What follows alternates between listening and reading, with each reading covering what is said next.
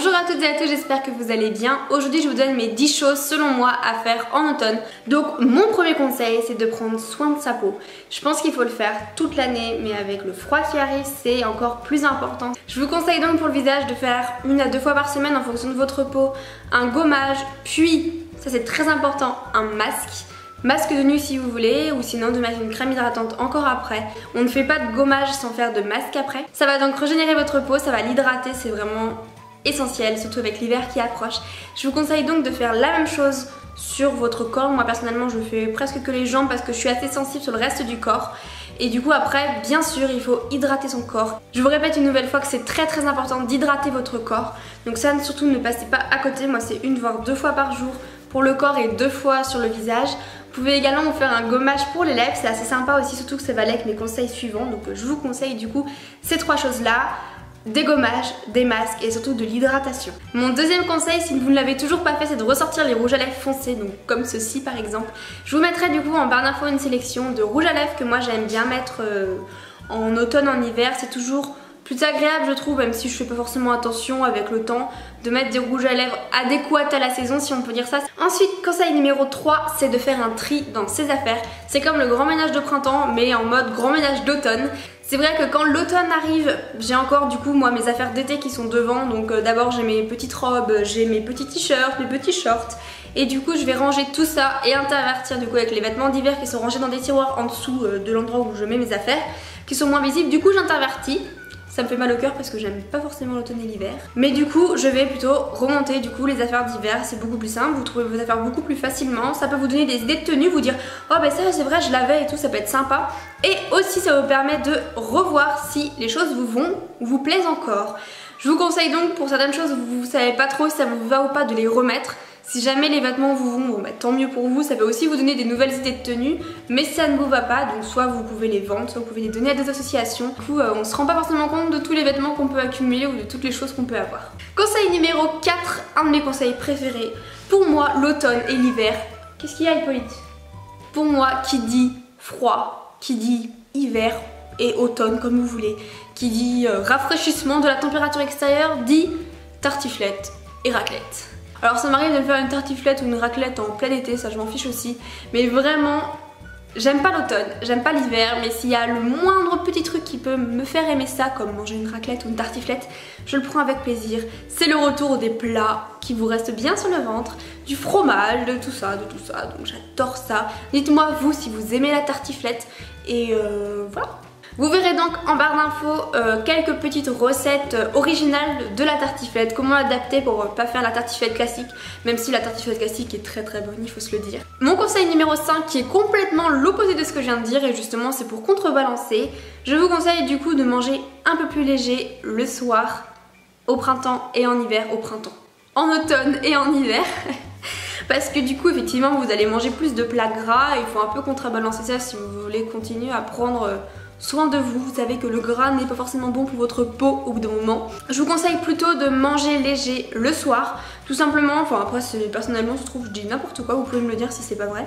Je ressens selon moi plus le besoin de manger léger le soir, puisque du coup j'ai une activité le soir qui est moins productive et moins intense que le midi. Donc je vous conseille du coup de vous faire des recettes un petit peu plus légères de temps en temps pour contrebalancer les bonnes raclettes et les bonnes tartiflettes. Je vous mets du coup dans la barre d'infos à nouveau, je vous donne plein d'astuces pour cette vidéo là. Je vous mets du coup pas mal de petites recettes un peu plus légères qui sont adaptées à l'hiver en fonction des saisons. En fait j'aurais dû faire cette vidéo en hiver parce que j'arrête pas de vouloir dire qu'on est en hiver alors que pas du tout. Enfin la période où il fait froid quoi, donc 6 mois dans l'année. Le conseil numéro 6, toujours avec la nourriture, c'est de prendre le temps de boire un chocolat chaud, un café, un cappuccino, un thé, une tisane, une infusion, comme vous voulez. Soit devant un livre, soit devant la télé. J'adore ça, me poser en pyjama. Le mieux c'est vraiment le combo pyjama, plaid, télé ou livre. Et infusion, thé, tout ce que vous voulez. C'est vraiment prendre le temps d'être bien chez soi, de se poser parce qu'effectivement il fait nuit plus tôt, il fait plus froid donc on passe moins de temps à l'extérieur. Enfin personnellement je passe moins de temps à l'extérieur en hiver et du coup c'est de profiter vraiment d'être chez soi pour se sentir bien, pour se reposer, pour prendre du temps pour soi, c'est très important selon moi. Donc voilà, c'est vraiment ne pas être chez soi parce qu'on doit entre guillemets être chez soi, mais parce qu'on a envie de profiter de ces moments-là pour se poser, pour se reposer et pour faire des choses qu'on ne ferait pas d'habitude. Mon conseil numéro 7, c'est donc d'être sous un plaid, en pyjama, dans son lit ou dans son canapé et de regarder un film, de préférence pour ma part, un film drôle, cuculapraline pour les filles, pour les garçons aussi, mais vous voyez un peu le genre quoi. Ou un dessin animé. Ça, c'est vraiment génial, j'adore ça. Et ça me fait aimer le froid, entre guillemets.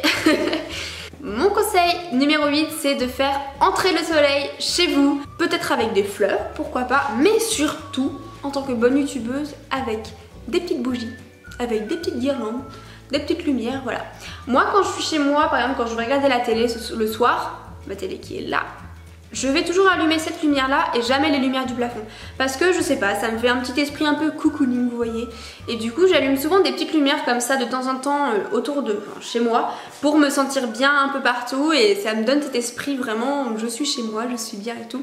Conseil numéro 9, ça fait partie des choses, des activités qui selon moi sont plus saisonnières, c'est-à-dire que je vais en avoir beaucoup envie en ce moment, mais pas forcément en plein mois d'août, c'est d'aller au cinéma. Parce que moi j'aime bien ça, avec Jérémy on va passer un abonnement là du coup pour avoir les séances illimitées, pour aller voir plein de choses qu'on n'aurait pas l'occasion d'aller faire parce que clairement une place de cinéma chez nous ça coûte 10,80 €, donc voilà, hein, ça coûte un peu cher.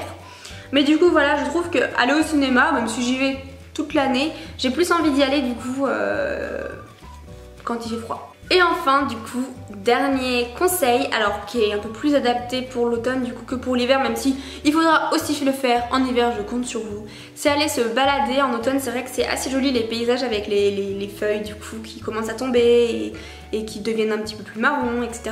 Qui fait encore pas trop froid pour apprécier être dehors, c'est prendre le temps de vous balader, de sortir, même si c'est pas très long, mais déjà de s'oxygéner, d'aller voir ce qui se passe dehors, en dehors de chez vous.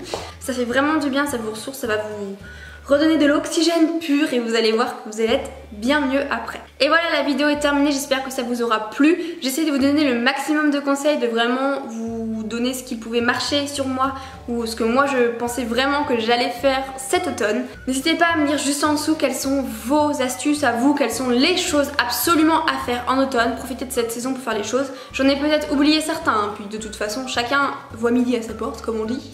Donc voilà, n'hésitez pas à me dire ça juste en commentaire, je serai très contente de partager avec vous et de pouvoir continuer cette vidéo et cet état d'esprit avec vous juste en dessous. Dites-moi également si l'automne est votre saison préférée ou pas. Je pense que c'est la saison que j'aime le moins, quoique. Ouais, parce qu'en hiver il y a Noël, donc moi c'est la saison que j'aime le moins. J'adore l'été. Je n'aime pas quelqu'un qui aime le froid du tout. Je vous fais plein de gros bisous et je vous dis à dimanche prochain. Ciao.